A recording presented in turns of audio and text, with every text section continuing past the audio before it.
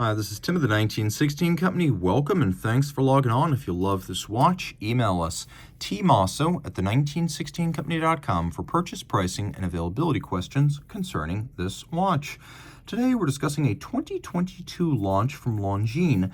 This is the Longines Spirit Pioneer Edition. So part of the Spirit Chronograph series, this is a grade 5 titanium, green accented, chronometer certified, no date dial version of the Spirit Chronograph. It's a little bit more contemporary, it's a little bit sportier, maybe a little bit more youthful. And I'm always honest about the things I like best. This watch really speaks to me. I just had a Roger Smith Series 4 in the box for review, and I can honestly tell you that just based on aesthetics and practicality, I'd rather wear this on a daily basis. I give you the lowdown on every watch, including what I think is cool personally, and this is very, very cool.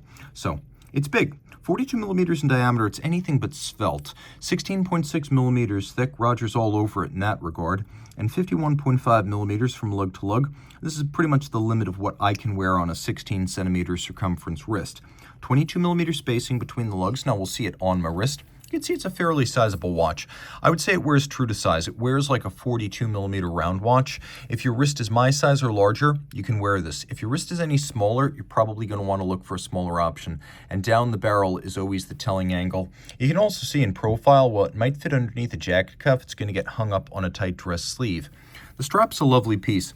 Black and green, especially this green, is a good combo. Textile across the top. There's a leather gusset sewn in to prevent it from getting gouged and wearing down prematurely. And then on the bottom, you can see we have calfskin, titanium pin buckle to match the watch. It is Longines branded. It's got a little bit of a polish on its flanks. We have polish and satin on the buckle, as well as polish and satin on the watch. Now, this is grade 5 titanium, meaning it takes a polish better than grade 2. It's hypoallergenic and lighter than steel, the way grade 2 is, but it is also more scratch resistant than both grade 2 and standard watchmaking 904L and 316 steels, so it's the best of all possible worlds. Now we've got this bevel that runs lug to lug across the case on both sides. The lugs are squared off on their ends.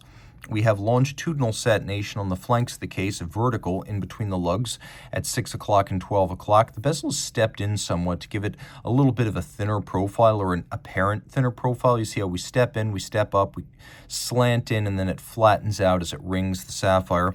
We have a media blasted and polished crown. It is a screw-down crown. The watch is 100 meters water resistant and thus swimmable as long as you put it on a strap that is not leather. Taking a quick look at the strap on the underside, you can see we have pull-tab spring bars, so you can quickly pop the strap off the case without tools. Vintage-inspired pump pushers. We have a dial that is matte black, and you can see that the hands are media blasted matte, so there's an anti-glare effect to the way everything on this dial is fashioned, with the exception of a little polished chapter ring that sits inboard of the minutes and seconds and then outboard of the hours. You also have polished logo and the 5 stars. No date. So, although this is based on the Valjoux 7753 architecture, which shifts the 7750 to become a balanced tri-compacts, because there is no date, you do away with the 7753's pusher adjuster for the date up at 10 o'clock. Now, I will also say that this is not specifically a 7753. This is something that was once known as a Longines caliber, which is a bigger version of standard ETA calibers. They were known by Longines branding. So now it's called an ETA. Once it was called a Longines A08.L01. So it's a bigger version of a 7753 architecture. The base plate is bigger for a bigger watch, but mechanically very similar, albeit with a lot of the upgrades applied recently across this watch group to the old ETA and Valjoux and Unitas calibers. So unidirectional winding here. They call this the L3.829.1.53.2 in Longines usage. Automatic winding with a 66-hour power reserve, stop seconds, 4 Hz beat rate. It has 5-position adjustment and a COSC Swiss chronometer certification.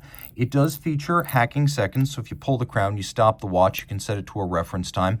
And although you cannot see it underneath the case back, it has been converted to use a column wheel rather than the standard cam architecture of the 7753.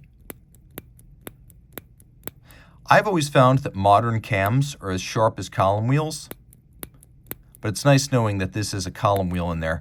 And because it's based on the ancient Valjoux architecture, it uses an oscillating pinion clutch. When you press and hold to start, you can see how it has really no extraneous movement. It doesn't jump forward 1 to 2 seconds like a standard lateral clutch would.